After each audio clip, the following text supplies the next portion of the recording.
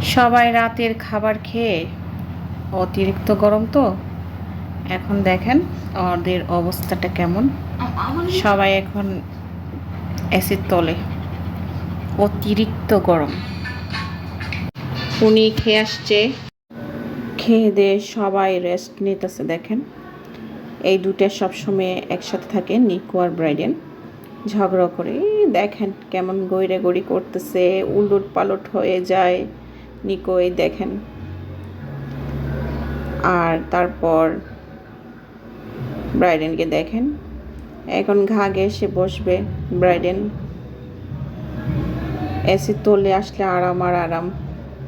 ওদেরও গরম লাগে প্রচুর, আর ইদানিং তো অনেক গরম দিতেছে, আপনারা তো সবাই জানেন। আর পশুরারও গরম লাগে।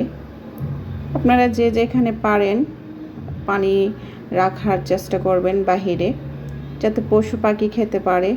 আর বাহিরের পশুরা তো অযত্নে থাকে সব সময়।